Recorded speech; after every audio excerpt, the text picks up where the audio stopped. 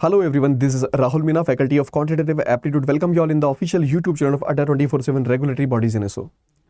So जैसा आप लोगों ने थंबनेल देख लिया है कि how to prepare quantitative aptitude for RBI grade B, क्योंकि बच्चों आरबीआई ग्रेड बी में क्वांट का लेवल काफ़ी अच्छा आता है, हम उससे किस तरह से प्रिपेयर कर सकते हैं और इस एग्जामिनेशन में अच्छा स्कोर कर सकते हैं।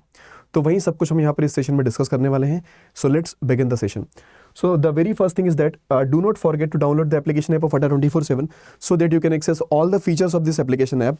Premium history material, current affair, job alerts, daily quizzes, subject-wise quizzes, magazines, power capsules, notes and articles and videos as well. So बच्चे देखिए, आपको सभी को पता है कि हमारा जो आरबीआई ग्रेड बी का एग्जामिनेशन है उसमें सिर्फ फेज 1 के अंदर ही क्वांट आता है आपका, है ना।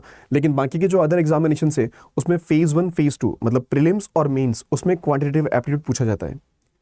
तो वो लोग जब प्रीलिम्स का एग्जामिनेशन लेते हैं तो उसमें स्पीड मैथ्स पर ज़्यादा फोकस किया जाता है, जिसके अंदर आप लोग number series, simplification, approximation, quadratic equations, इनसे क्वेश्चन ज़्यादा पूछे जाते हैं और इनका जो लेवल होता है बहुत ज़्यादा डिफिकल्ट नहीं होता बच्चे। अगर हम नंबर सीरीज़ की भी बात करेंगे तो नॉर्मल एक सिंगल लाइनर नंबर सीरीज उसमें पूछी जाती है और बाकी चीज़ें आपकी मेंस में टेस्ट की जाती है, जिसके अंदर आपको different types of number series आपको देखने को मिलेंगे, अलग अलग न्यू पैटर्न्स की क्वाड्रेटिक इक्वेशंस, है ना। अप्रोक्सीमेशन जो आपके आरआरबी एग्जामिनेशंस होते हैं उसमें मेंस में भी अप्रोक्सीमेशन आते हैं मिलनी, और अरिथमेटिक जिसमें डबल फिलर वाले अरिथमेटिक, ट्रिपल फिलर वाले अरिथमेटिक्स, राइट। तो ये थोड़े से लेंदी वाले जो चीज़ें होती है वो मेंस के अंदर पूछते हैं। और अगर हम आरबीआई ग्रेड बी की बात कर ले तो इसमें तो सिर्फ फेज 1 ही होने वाला है जिसके अंदर आपका क्वांट आएगा। तो ये सारी की सारी जो चीज़ें होती है बच्चे मीन्स लेवल की होती है। इसमें आप नंबर सीरीज की बात कर लेंगे तो भी एक अच्छे लेवल की नंबर सीरीज इसके अंदर आएगी, क्वाड्रेटिक इक्वेशंस भी उसी लेवल की होती है इसमें, है ना। सिंप्लीफिकेशन अप्रोक्सीमेशन का भी आता है तो उसमें भी अच्छे लेवल की चीज़ें पूछी जाती है। और रही बात अरिथमेटिक की तो अरिथमेटिक भी एक अच्छे लेवल का पूछा जाता है इसके अंदर, है ना। और डेटा इंटरप्रिटेशन, सो वो भी काफ़ी ज़्यादा इंपॉर्टेंट है इस आरबीआई ग्रेड बी के एग्जामिनेशन में। तो आइए ज़रा देखते हैं कि हम लोग किस तरह से इन चीज़ों को प्रिपेयर कर सकते हैं। उसके पहले थोड़ा सा रुक करते हैं कि जो इंपॉर्टेंट डेट्स आप लोगों की, सो देखिए ध्यान रखिएगा कि 9th ऑफ मई से आपके फॉर्म फिलिंग प्रोसेस स्टार्ट हो चुकी है जो कि 9th ऑफ जून तक चलने वाली है। तो 9th ऑफ जून तक वेट ना करें आप लोग, मोस्टली आप लोग इसी मंथ में अपने फॉर्म फिलअप कर लीजिएगा इसके लिए, ठीक है, क्योंकि लास्ट टाइम के लिए वेट करना सही नहीं होगा बच्चे। क्लियर। आपके फेज 1 का जो एग्जामिनेशन है आपका 9th ऑफ जुलाई और 16th ऑफ जुलाई को रखा गया बेसिकली। और इसके अलावा अगर हम बात कर ले फेज 2 की तो फेज 2 आपका 30th ऑफ जुलाई को रहेगा, है ना, ठीक है। तो ये इंपॉर्टेंट डेट्स है, इनको ध्यान रखिएगा आप लोग। और मोस्टली ये फॉर्म फिलिंग जो है इसको ध्यान रखिएगा बच्चे, लास्ट तक वेट ना करें, है ना। काफ़ी टाइम हो चुका है, आप लोग आराम से अपने फॉर्म वगैरह फिलअप कर सकते हो, ठीक है। दूसरी बात देखिए सॉरी, कि अगर हम फेज 1 के बात कर लें तो बच्चे फेज 1 में आपका जनरल अवेयरनेस 80 मार्क्स का रहेगा। मैक्सिमम मार्क्स भी आपके 80 होंगे, 25 मिनट्स का ड्यूरेशन रहेगा आपके पास, है ना। तो मेहनत इसके अंदर भी आपको अच्छे से करनी है क्योंकि आपको सेक्शन कट ऑफ के साथ साथ ओवरऑल कट ऑफ भी निकालना है। तो ओवरऑल कट ऑफ निकालने के लिए आप इन सब्जेक्ट से स्कोर कर सकते हो ज़्यादा, है ना। फिर बात करें क्वांटिटेटिव एप्टीट्यूड की तो बच्चे 30 क्वेश्चन होंगे, 30 मैक्सिमम मार्क्स होंगे, 25 मिनट्स होंगे। हमें टोटल 30 के 30 क्वेश्चन सॉल्व नहीं करना है, ये दिमाग में बना कर रखिएगा, ठीक है। ये नहीं कि सर मैं 30 सेकंड के अंदर 40 सेकंड के अंदर एक क्वेश्चन बनाना है, नहीं बनेगा। 30 सेकंड के अंदर 40 सेकंड के अंदर क्वांट का क्वेश्चन आरबीआई ग्रेड बी में तो नहीं बन सकता बच्चे, आपको 1 मिनट 1.5 मिनट का टाइम उसको देना पड़ेगा मेनली, है ना। तो यहाँ पर भी 25 मिनट्स आपको दिए गए हैं 30 क्वेश्चंस के लिए, तो हमें 30 के 30 क्वेश्चन को सॉल्व नहीं करना है ना। अभी आपको बताएंगे कि आप कितना स्कोर कर सकते हो इसके अंदर, आपका टारगेट स्कोर कितना रहना चाहिए इसके अंदर। बात कर ले बच्चे इंग्लिश सेक्शन की तो वहाँ पर भी आपका 30 क्वेश्चन, 30 मैक्सिमम मार्क्स और 25 मिनट्स का ड्यूरेशन यहाँ पर भी मिलेगा। ज़्यादा ड्यूरेशन और ज़्यादा क्वेश्चन की अगर बात करें तो रीजनिंग में होता है आपके जीए के बाद में आपका रीजनिंग में स्कोरिंग पार्ट हो सकता है, जिसके अंदर 60 क्वेश्चंस, 60 मैक्सिमम मार्क्स और आपके 45 मिनट्स इसके अंदर आपको दिए जाएंगे, है ना। तो ये फेज 1 का आपका पूरा का पूरा क्या है बच्चे पैटर्न है बेसिकली, है ना। आगे बढ़ते हैं फटाफट से। सो देखो क्वांट की अगर हम बात कर ले बच्चे तो क्वांट का ना सबसे पहले आप कट ऑफ देख लें कि क्वांट का अगर आप कट ऑफ देखोगे बच्चे तो कट ऑफ कितना जा रहा है, 30 में से कट ऑफ कितना जा रहा है आपके पास। आपने बोला यहाँ पर देखो 4.5 का कट ऑफ गया है, इधर देखोगे तो 6 का कट ऑफ गया आपके पास। और अगर 1920 की अगर बात कर लोगे बच्चे तो ये जो कट ऑफ गया ना 7.5 का है और इधर भी आपका 7.5 का है। तो यहाँ पर जो है पेपर का लेवल काफ़ी ईजी रहा था, इसलिए कट ऑफ ये हाई गया आपके पास, है ना। लेकिन अगर देखो पिछले 2 साल को अगर कंपेयर करोगे आप लोग तो यहाँ पर भी आपका कट ऑफ कम है 6 के आसपास और यहाँ पर भी कट ऑफ कम है आपका 4.5, राइट। और इधर अगर देखिए तो इधर तो और भी कम कट ऑफ था आपका, है ना। तो अभी धीरे धीरे अगर देखा जाए तो पेपर का लेवल कहीं ना कहीं तो इंक्रीज हो रहा है। अगर पेपर का लेवल बच्चे इंक्रीज होगा, पेपर टफ आएगा, इसीलिए कट ऑफ कम जाता है। तो इस बार भी चांसेस होंगे कि आपका जो पेपर का लेवल है वो थोड़ा सा टफ रहेगा, तो हमें अपने आप को उसी अकॉर्डिंग प्रिपेयर करना है, ठीक है। तो कट ऑफ जो है आपके पास इसी रेंज में रहने वाला है बेसिकली, है ना। लेकिन हम लोग सेफ जोन में खेलते हुए अपना जो कट ऑफ का टारगेट है बच्चे, वो 7 to 8 मार्क्स तो हमें रखना ही रखना है। सेफ जोन में खेलते हुए हम 7 to 8 मार्क्स तो रखेंगे अपने दिमाग में कि ये तो मेरा कट ऑफ होना चाहिए, है ना। लेकिन हाँ, स्कोरिंग की अगर बात कर ले तो 15+ तो आपको इसको लेके चलना बच्चे, 15+ या फिर 20+, इतना आप लेके चलिए अपने दिमाग में, है ना। अब बच्चे इसके बाद में थोड़ी सी चीजें एनालाइज अगर हम लोग कर लें, है ना, थोड़ी सी चीजें अगर एनालाइज कर लें, क्योंकि देखो किसी भी आप फेज 1 फेज 2 की बात कर ले, किसी भी सब्जेक्ट को अगर कंप्लीट करना है तो हमें उसका सिलेबस जानना जरूरी है। अब लेकिन आरबीआई ग्रेड बी में अगर क्वांट की बात करें ना, तो क्वांट का कोई ऐसा फिक्स्ड सिलेबस नहीं दिया हुआ है ना। कुछ कुछ मेन पॉइंट्स दे दिए आपको बस, लेकिन इसमें हाँ, फेज 2 के बारे में तो आपको पूरा सिलेबस दिया है। इधर इस बार कुछ चेंजेस भी हुए तो वो भी सब मेंशन किया हुआ इसमें, लेकिन फेज 1 के लिए क्वांट का कोई इस तरह से फिक्स नहीं है। लेकिन हम लोगों ने क्या करा है कि प्रीवियस ईयर को एनालाइज किया है और देखा कि कौन कौन से टॉपिक्स हम लोगों के लिए इंपॉर्टेंट हो सकते हैं, है ना। देखो आप लोग भी आपको अगर शो करना चाहें कि जैसे देखिए, अगर हम आपको शो करना चाहें कि भाई किस तरह की चीजें पूछी गई थी लास्ट ईयर्स में, तो थोड़ा सा आइडिया अपने को रहना चाहिए बच्चे, थोड़ा सा आइडिया अपने को रहना चाहिए। देखिए अगर हम बात कर ले कब की, देखो थोड़ा सा बैक साइड से आते हैं, 2020 की बात कर लेते हैं। सो 2020 में बच्चे आपका यहाँ से डेटा इंटरप्रिटेशन जो कि मिसिंग टेबल था, है ना, उसके मिसिंग टेबल था, ये आपके 5 क्वेश्चन पूछे गए थे। एक और डेटा इंटरप्रिटेशन जो कि कैसलेट पर बेस्ड था, यहाँ से आपके 5 क्वेश्चन होते, तो 10 क्वेश्चन तो आपके डीआई के हो गए, 10 क्वेश्चन आपके डीआई के हो गए यहाँ से, ठीक है। उसके अलावा देखिएगा comparison of variables, quadratic equation new pattern, ये न्यू पैटर्न के कुछ क्वाड्रेटिक इक्वेशन आई थी, जिसके अंदर बच्चे हो सकता है कि हमारे पास 3 इक्वेशंस भी आ जाए, मतलब क्यूबिक इक्वेशन भी हो सकती है इसके अंदर। तो उस टाइप के क्वेश्चंस यहाँ पर पूछे गए थे। 5 क्वेश्चंस थे बच्चे क्वाड्रेटिक इक्वेशंस के, है ना। फिर अगर देखोगे match the pair of quadratic equation, ये भी सिंपल है कि आपको एक साइड क्वाड्रेटिक इक्वेशन दी होगी और उनके रूट्स का कुछ रिलेशन आपको सेकंड कॉलम में दे रखा होगा और उनको मैच द कॉलम से आपको फिलअप करना है, ठीक है। फिर अगर देखोगे तो कंपैरिजन ऑफ क्वांटिटीज, ये क्वांटिटी 1 Q1 Q2 वाले क्वेश्चंस पूछे गए थे, जिसके अंदर अर्थमेटिक पर बेस्ड क्वेश्चंस होते हैं। अर्थमेटिक पर बेस्ड क्वेश्चंस हो सकते हैं या फिर क्वाड्रेटिक इक्वेशन हो सकती है उसके अंदर, है ना, ये क्वांटिटी 1 क्वांटिटी 2 में, या फिर किसी में क्वांटिटी 2 में नंबर सीरीज हो सकती है, क्वांटिटी 1 में एक अर्थमेटिक का क्वेश्चन हो गया, तो उनके आंसर जो निकलेंगे उनको आपस में कंपेयर करना होता है, क्लियर। फिर अगर बात कर ले बच्चे तो बाकी जो चीज़ें थी वो आपकी अर्थमेटिक से आई थी, जिसके अंदर SICI, partnership, mensuration, time and work average, इन सभी से क्वेश्चंस पूछे गए थे, 10 क्वेश्चंस। तो ये आपका एनालिसिस है कौन सा, 2020 का, आरबीआई ग्रेड बी का, राइट।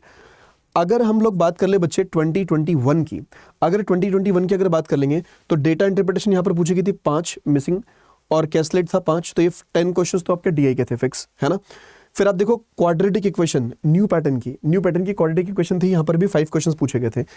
डेटा सफिशिएंसी जो कि अगेन अर्थमेटिक पर बेस्ड है ना, डेटा सफिशिएंसी और फिर अर्थमेटिक से 10 से 12 क्वेश्चंस। तो ये पैटर्न था आपका कब, 2021 का। और एज इट इज अगर बात कर ले बच्चे 2022 की, तो 2022 में आप देखिए डीआई 10 क्वेश्चंस, मतलब 2 सेट्स ऑफ डीआई हमारे पास आए थे। तो पिछले 3 साल से हम ये देख रहे हैं कि भाई 2 सेट्स तो डीआई के आने ही आने, तो इस बार भी कहीं ना कहीं 2 सेट्स तो आपके डीआई के रहने वाले हैं, इसके अंदर कोई प्रॉब्लम नहीं इसके अंदर, है ना। फिर देखो बच्चे Q1 Q2 जो कि अगेन अर्थमेटिक पर बेस्ड है, नंबर सीरीज आपके 3 से 4 क्वेश्चन पूछे गए थे, न्यू पैटर्न की नंबर सीरीज थी ये। फिर क्वाड्रेटिक इक्वेशंस, ये भी न्यू पैटर्न की क्वाड्रेटिक इक्वेशन थी। देख लो पिछले 3 साल से कॉन्टिन्यूसली ये क्वाड्रेटिक इक्वेशन पर क्वेश्चंस पूछ रहे हैं आप लोगों से, तो इस बार भी तो मोस्ट ऑफ द चांसेस है ना कि यहाँ से क्वेश्चंस आने आपके, और 4 से 5 क्वेश्चंस तो आने हैं, है ना। फिर अर्थमेटिक में ये जो टॉपिक्स आपके मेंसुरेशन, प्रोबेबिलिटी, SICI, तो 10 क्वेश्चंस यहाँ से थे, तो कुल मिलाकर 30 क्वेश्चंस हमारे पास यहाँ से बने थे, ठीक है बच्चे। तो इसी पूरे चीज को एनालिसिस करके हमने ये फिक्स किया कि भाई हमारा जो टारगेट, जो हमारा सिलेबस जो रहेगा इसका क्वांट का, तो सिलेबस में कौन कौन सी चीजें अपने पास रहना चाहिए बच्चे, कि इसीलिए कहा जाता है कि PYQ बहुत ज्यादा इंपॉर्टेंट होते हैं, आपको वो एनालाइज करना जरूरी है। उन्हीं से हम लोग थोड़ा सा अंदाजा लगा पाते हैं, है ना, सोच पाते हैं कि यार किस तरह की चीजें हमारे अपकमिंग एग्जामिनेशन में आ सकती है, ठीक है ना। तो इसलिए PYQ के देखना जरूरी होता है बच्चे, उनको सॉल्व भी करेगा अच्छे से आप लोग। सो देखिए हम वैसे हम आपको कराएंगे PYQ, है ना, नेक्स्ट वीक में हम लोग कराएंगे PYQ पूरी तरह से। सो देखिए, अगर क्वांट की बात कर ले बच्चे, तो क्वांट में हमें कुछ टॉपिक्स तो भाई पूरी तरह से प्रिपेयर करना है, जिसके अंदर बात कर ले अप्रोक्सीमेशन सिंप्लीफिकेशन की, जो कि सबसे ज़्यादा इंपॉर्टेंट है बच्चे स्टार्टिंग में अगर देखा जाए तो, है ना। हमें ये तो छोड़ना नहीं बिल्कुल भी। स्पीड मैथ्स की जितनी भी ट्रिक्स होती है, जैसे कैलकुलेशन की जितनी भी ट्रिक्स होती है हमारे पास, मल्टीप्लिकेशन की, डिवीजन की, एडिशन की, सब्ट्रैक्शन की, राइट, स्क्वायर करना, स्क्वायर रूट निकालना, क्यूब करना, क्यूब रूट निकालना, तो ये अपने को अच्छे से प्रैक्टिस करना है। क्लियर। छोटे छोटे पार्ट्स होते हैं, 2 डिजिट का मल्टीप्लिकेशन, 3 डिजिट का मल्टीप्लिकेशन, बेस मेथड हो गया अपने पास, तो इन सब पर थोड़ी सी कमांड बना लीजिएगा अच्छे से, ठीक है। मैक्सिमम प्रैक्टिस कर लीजिएगा, ठीक है। और देखो, फ्री ऑफ कॉस्ट में भी क्लासेस आप इसी चैनल पर कर सकते हो। क्वांटोलॉजी करके एक पूरी सीरीज बनी है स्टार्टिंग से, उसको स्टार्टिंग वाली क्लासेस से दिखेगा, तो जिन बच्चों के बेसिक्स क्लियर है ना, वो पूरे क्लियर हो जाएंगे, आपको पूरी तरह से परफेक्ट हो जाओगे आप उसमें, है ना। तो वो वाला पार्ट कर लीजिएगा, सिंप्लीफिकेशन, अप्रोक्सीमेशन जरूरी है। फिर नंबर सीरीज बच्चे, नंबर सीरीज की हमने यूट्यूब पर भी काफ़ी सारी फ्री क्लासेस करा रखी है, जिसके अंदर एडवांस लेवल तक की नंबर सीरीज हमने इसमें डिस्कस कर रखी है आप लोगों के पास, क्योंकि नंबर सीरीज काफ़ी ज़्यादा इंपॉर्टेंट है बच्चे, और यहाँ से आप नंबर निकाल सकते हो एग्जामिनेशन में। तो नंबर सीरीज का टॉपिक बिल्कुल मिस नहीं करना है, ठीक है। जितने भी डिफरेंट काइंड्स ऑफ पैटर्न्स बनते हैं नंबर सीरीज के, वो सारे के सारे आपको कवर करना है इसमें, ठीक है। फिर इनइक्वलिटी, मतलब वही क्वाड्रेटिक इक्वेशन वाला पार्ट, तो ये तो हम मिस नहीं कर सकते। अगर पिछले 3 साल से ये पूछी जा रही है, तो इस बार भी चांसेस होंगे क्वाड्रेटिक इक्वेशन से क्वेश्चंस को आने के। क्लियर। तो इसको भी किसी भी हालत में कंप्लीट करना है प्रॉपर तरीके से। एडवांस लेवल तक के जो क्वेश्चंस बनते हैं, वो सारे के सारे आपको कवर करना होंगे, है ना, ठीक है। और उसके अलावा देखो, क्वांटिटी कंपैरिजन वाले पार्ट, ये हमें मिस नहीं करना है। अब ये कब बना पाएंगे हम लोग, जब हम लोग का अरिथमेटिक कंप्लीट होगा। तो अरिथमेटिक कंप्लीट करोगे तो ये वाला पार्ट आप लोग आराम से बना पाओगे। परमुटेशन एंड कॉम्बिनेशन, प्रोबेबिलिटी, इसको भी हम लोग स्किप नहीं कर सकते, है ना। और मेंसुरेशन, डेटा इंटरप्रिटेशन, तो ये पार्ट। उसके अलावा देखिए, ये सारे के सारे अर्थमेटिक के जो टॉपिक्स हैं, जिसके अंदर हम लोग देखो इसका तरह से बाइफिकेशन कर रखा है हमने, कि देखो अगर आप लोग परसेंटेज प्रॉफिट लॉस, अगर परसेंटेज कर लिया तो परसेंटेज के साथ प्रॉफिट लॉस, उसके अलावा अब बात कर ले SICI की, तो ये तीनों चीज़ें आपस में कंप्लीट हो सकती हैं। इन तीनों को हम एक साथ कंप्लीट कर सकते हैं, क्योंकि तीनों में कॉन्सेप्ट सेम ही चलता है बच्चे। या तो रेशियो मेथड से बनाएंगे आप लोग, या फिर परसेंटेज मेथड से बनाएंगे, सिंपल, बहुत आसानी के साथ चीज़ें बन जाती है। किसी तरह की कोई फार्मूले की यूज़ नहीं करना है इसमें। फिर बात कर ले आगे वाले पार्ट की, तो रेशियो एंड प्रपोर्शन, अगर ये कंप्लीट हो गया बच्चे, तो पार्टनरशिप, एवरेज, मिक्सचर एलिगेशन, ये सारी की सारी चीज़ें कंप्लीट होती है, क्योंकि सब में कॉन्सेप्ट सेम ही चलता है, ठीक है। एवरेज के अंदर थोड़ा सा कॉन्सेप्ट एवरेज वाला आएगा, बाकी तो चीज़ें सारी सिमिलर है इसमें, ठीक।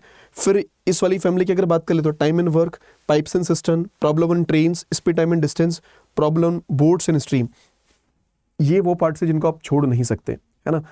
और देखो, हम बताएंगे आपको लास्ट में कि अगर सारी चीज़ें नहीं करनी है, तो कुछ टॉपिक्स ऐसे हैं उनको तो करना ज़रूरी है आपको, उसको तो बिल्कुल स्किप नहीं कर सकते, है ना। तो इनको अच्छे से कवर करिएगा। तो पहले क्या करेंगे, पहले स्पीड मैथ्स पर काम करें आप थोड़ा। स्पीड मैथ्स अपने कर लिया, ये वाला पार्ट यहाँ से यहाँ तक इतना तीनों, ठीक है। उसके बाद अलावा हम लोग इस पर काम करेंगे, जिसमें पहले तो परसेंटेज वाली फैमिली, तो जिसमें सिर्फ परसेंटेज, और रेशो वाली फैमिली से रेशो, तो परसेंटेज और रेशो इन दोनों को अच्छे से कंप्लीट कर लें आप लोग, ठीक। उसके अलावा फिर इनको धीरे धीरे करके आराम से खत्म करते चलें, ठीक। एक साथ खत्म हो जाएंगे फिर ये आराम से, ठीक। फिर इस वाले पार्ट को भी उसी तरह से कंप्लीट करना है। लेकिन बच्चे, बेसिक्स थोड़ा जानने के बाद में आपको एडवांस लेवल के क्वेश्चंस लगाना जरूरी है।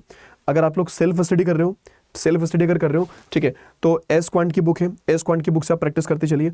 उसके अलावा अड्डा के मॉक टेस्ट, एस क्वांट से प्रैक्टिस करिए बढ़िया तरीके से। उसके अलावा अड्डा 24/7 के मॉक टेस्ट, क्योंकि मॉक टेस्ट के अंदर आपको अच्छे लेवल के क्वेश्चंस मिल जाएंगे। अड्डा 24/7 पर जो मॉक टेस्ट है आरबी ग्रेड बी के, है ना, उसमें आपको क्वांट के बढ़िया लेवल के क्वेश्चंस मिल जाएंगे, है ना। तो उनको सॉल्व करिए, एक बार से नहीं बनता, दोबारा सॉल्व करिए उसको, है ना, 3 बार सॉल्व करके देखिए, ठीक है। तो वो चीज़ आप लोग करिएगा। प्रैक्टिस मॉक जो है वो ज़रूरी होते हैं आप लोगों के लिए, ठीक है। वहीं से स्पीड इंक्रीज होती है, क्योंकि 25 मिनट्स का हमारे पास टाइम है, और उसी दौरान उसको हमें कंप्लीट करना है, ठीक। तो ये वाला पार्ट आप इस तरह से कंप्लीट करेंगे बच्चे। दूसरी बात ये होती है कि सर जी ये सब तो हो जाएगा, है ना, ये भी हम लोग अच्छे से कंप्लीट कर लेंगे, लेकिन हमारे लिए जो इंपॉर्टेंट टॉपिक्स है कि जिनको हम बिल्कुल मिस नहीं कर सकते, छोड़ नहीं सकते, तो आपको क्या करना होगा कि आपको ये वाला पार्ट तो करना ही करना है। Simplification, approximation, number series, quadratic equation, ये 3 पार्ट तो आप बिल्कुल स्किप नहीं कर सकते बच्चे। अगर ये भी आपने अच्छे से कर लिया ना, तो मोस्ट ऑफ द चांसेस है कि आपका कट ऑफ तो क्लियर यहीं से हो जाएगा, क्योंकि क्वाड्रेटिक के कुछ क्वेश्चंस आ जाएंगे, कुछ नंबर सीरीज के क्वेश्चन आ सकते हैं आपके पास, है ना। और फिर कुछ अगर किस्मत अच्छी रही तो अप्रोक्सीमेशन, सिंप्लीफिकेशन के क्वेश्चन आपको देखने को मिल सकते हैं। तो कट ऑफ तो आपका यहीं से क्लियर हो जाएगा, है ना।